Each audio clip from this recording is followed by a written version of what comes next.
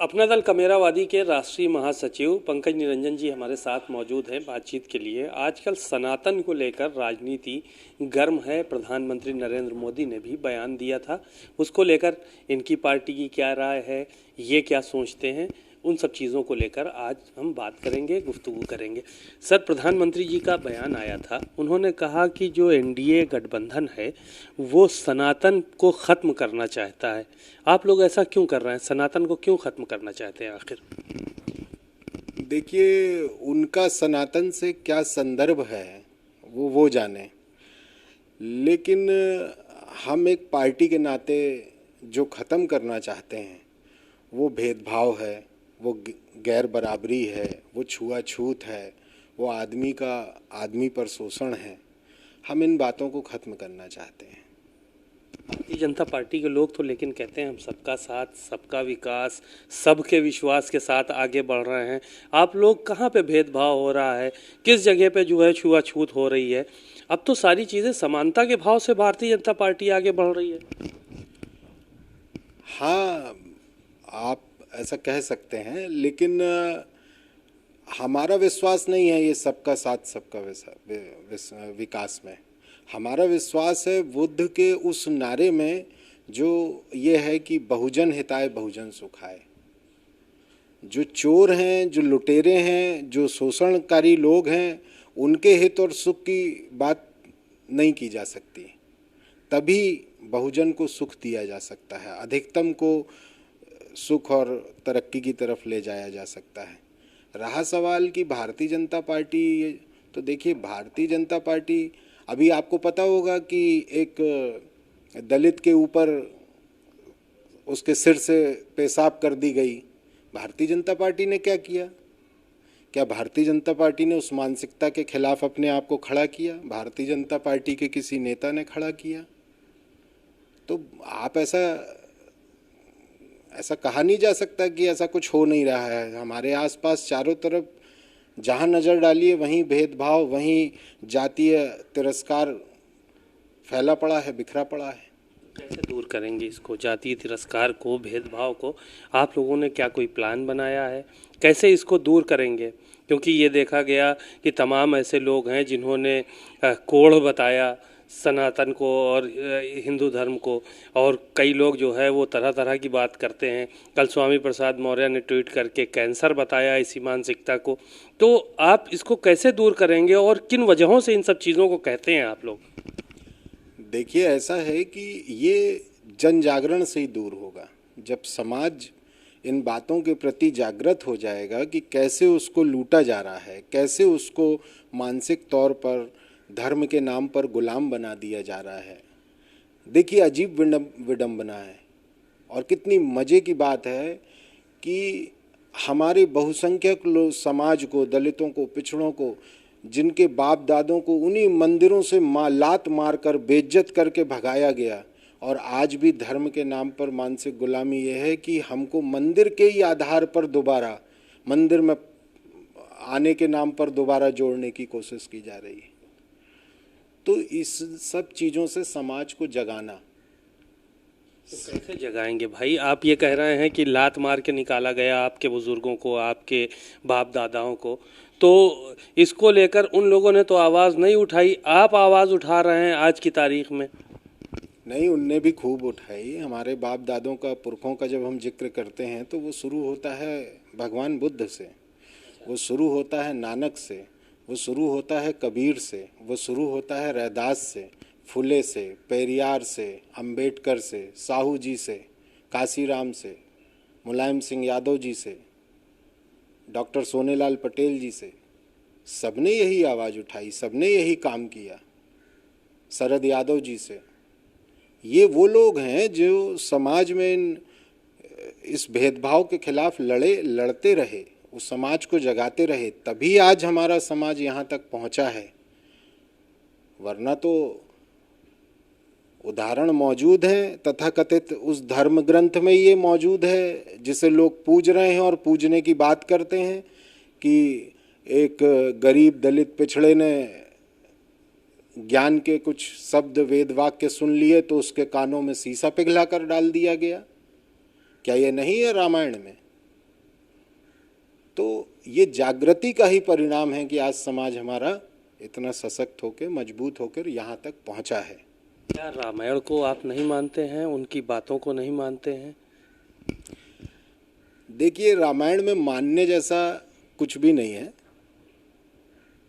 मेरे दृष्टि से वो एक कहानी जैसी चीज है। और भारतीय जनता पार्टी ने राम को भगवान बना दिया।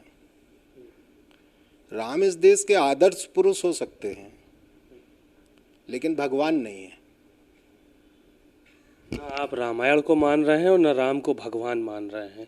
आखिर क्या वजह है, इसके पीछे क्या लॉजिक है? कोई तथ्य नहीं है, उनके होने का कोई प्रमाण नहीं है, कोई तथ्य नहीं है। उनके जीवन का जो जिस तरह से उनका जीवन कहा गया है, बताया गया है, तो वो एक पुरुष में आदर्श हो सकते हैं, कुछ लोगों के आदर्श हो सकते हैं, स्त्री का परित्याग कर देने वाली मानसिकता के लोगों के आदर्श हो सकते हैं, किसी गरीब पिछड़े दलित के कानों में शीशा पिघलाकर डाल देने वाले लोग मानसिकता के लोगों के आदर्श हो सकते हैं, पर हर स्थिति में वो महज एक आदर्श पुरुष ही हो सकते हैं। बस। क्या बातें बुरी लगती हैं आपको रामायण की? क्योंकि रामायण का इतना विरोध करना, क्योंकि हमने तो बचपन से देखा है कि तमाम जगहों पर रामायण पाठ होता था, चाहे वो दलित हों, चाहे पिछड़े हों, चाहे अगड़े हों, सबके ज़्यादातर लोग वहाँ पे जो है वो सेवा में लगते थे। रामायण पाठ के दौरान बुलाया जाता था सबको, हर गाँव में होता था। लेकिन आप लोगों ने एकदम से क्या हुआ, एकदम इतना बड़ा विरोध शुरू कर दिया कि रामायण में शीशा पिघलाने की बात है और उसमें जय वरनाधम तेली कुम्हारा की बात है। ये सब चीज़ें पहले आई थी सामने, तो अभी तक आप लोगों ने उसका जो है वो विरोध क्यों नहीं किया? विरोध हर समय काल परिस्थिति में जब जो लोग मौजूद और जागे हुए लोग थे उनने सबने किया। सतत अनवरत विरोध जारी है। आप जो कह रहे हैं वैसा भी देखने में मिलता है, लेकिन तब भी विरोध था, आज भी विरोध है। रहा सवाल कि मुझे क्या बुरा लगता है, तो मुझे कुछ अच्छा लगता नहीं उसमें। मेरी आस्था जो है वो बुद्ध की देशना में है, तो मुझे वही अच्छा लगता है। लेकिन ये हमारे खिलाफ है, इस बात का जागरण समाज को जगाने का काम अनवरत चल रहा है। हमसे पहले की भी पीढ़ी ने किया है, आज हम कर रहे हैं, कल हमारे बाद भी लोग करेंगे। ये अनवरत है। जब तक कि समाज, मनुष्यता का समाज उस आदर्श स्थिति में ना आए कि जहाँ मनुष्य मनुष्य के बराबर है, कोई आधार, ज्ञान के अतिरिक्त कोई आधार ना हो उसकी श्रेष्ठता का, कर्म के अलावा कोई आधार ना हो उसकी श्रेष्ठता का, हम उस समाज का निर्माण जब तक नहीं कर लेते तब तक ये काम अनवरत जारी रहेगा। आप हिंदुत्व विरोधी हैं, इस तरह की बातें करके समाज में वैमनस्यता फैला रहे हैं। देखिए, हमको पीढ़ियों से प्रताड़ित किया गया, ये हम कहें, इससे जो वैमनस्यता फैलने वाली हो वो फैल जाए। हम किसी का विरोध नहीं कर रहे, और मैं किसी भी तरह के त्वा का तो बिल्कुल विरोधी हूँ। मैं किसी धर्म का विरोधी नहीं, लेकिन मैं अपने स्वाभिमान सम्मान का समर्थक हूँ। कोई धर्म के नाम पर, धर्म के आधार पर यदि हमें गुलाम, अछूत और दोयम दर्जे का बनाता है तो मैं उसका विरोधी हूँ। किसने बना लिया आपको गुलाम और अछूत, किसने बनाया? आप क्या कहना चाह रहे हैं? मैं ये कहना चाह रहा हूँ कि जिसने हमें वर्ण व्यवस्था में बांटा, जिसने हमें जातीय आधारित हमारा विभाजन किया, जिसने हमें हमारे कर्म में बांध दिया, जिसने हमारे काम को हमारी जाति बना दिया, जिसने हमारे जीवन की सारी सीमाएं तय कर दी, जिसने हमें हर तरह के वैभव से, गरिमा से, संपत्ति से, शिक्षा से, उन्नति से, तरक्की से, सबसे प्रतिबंधित कर दिया, उसका मैं विरोधी हूँ। वो किसी भी संबोधन में आप उसको कहें, उसे आप हिंदू कहें, उसे आप सनातन कहें, उसे जो कहना है कहें, लेकिन जो व्यवस्था, जो विचार, जो धार्मिक बात हमें इस तरह बनाती है, उसका मैं और पूरा समाज विरोधी है। सनातन को लेकर 2024 से चुनाव से पहले इस तरह का विवाद खड़ा होना आपकी पार्टी के लिए, आपके गठबंधन के लिए घातक हो सकता है, आप जिस तरह के बयान दे रहे हैं? नहीं, इसमें पार्टी के लिए और गठबंधन के लिए घातक क्या होना है? मतलब ये आपका सवाल तो मेरी समझ से परे है। हम पार्टी ही सामाजिक न्याय की लड़ाई लड़ने वाले हैं। हमारा तो राजनीतिक जो प्रासंगिकता है वो ही सामाजिक न्याय है। हमारा तो जो आधार है वो वही लोग हैं जो इस सामाजिक न्याय की लड़ाई को लड़ना चाहते हैं, इस आंदोलन को जारी रखे हुए हैं। तो हम तो उन लोगों की पार्टी हैं। रहा सवाल गठबंधन का, तो इस गठबंधन में मुझे नहीं लगता कि कोई भी, बड़े से लेकर छोटा तक कोई भी हो, जो सामाजिक न्याय की लड़ाई से सहमत ना हो। नहीं, मंचों से तो कहा जा रहा है कि आप लोग सनातन को समाप्त करना चाह रहे हैं। जब बाबर और औरंगजेब जैसे लोग जो है सनातन को नहीं मिटा सके, तो आप लोगों की क्या बिसात है? आप लोग भी खत्म हो जाएंगे बाबर और औरंगजेब की तरह, सनातन लेकिन बरकरार रहेगा। देखिए, ये बाबर और औरंगजेब भारत में सनातन से लड़ने नहीं आए थे, न सनातन से लड़ रहे थे, न उनका कोई लेना देना था। बल्कि इतिहास को हम पढ़ें तो ये जो आजकल तथाकथित सनातनवादी हैं, यही लोग उनके साथ मिलकर सत्ता चला रहे थे। इन्हीं लोगों के आपसी गठबंधन की वजह से मुगल और वो यहाँ इतने वर्षों तक शासन कर पाए, वो अपना साम्राज्य स्थापित कर पाए। और दूसरी बात ये है कि हमें क्या लेना देना बाबर से, हमें क्या लेना देना मुसलमान से, इस्लाम से, हमें क्या लेना देना ईसाइयत से, हमें इनसे क्या लेना देना है? हमको जातीय में बांटने वाले,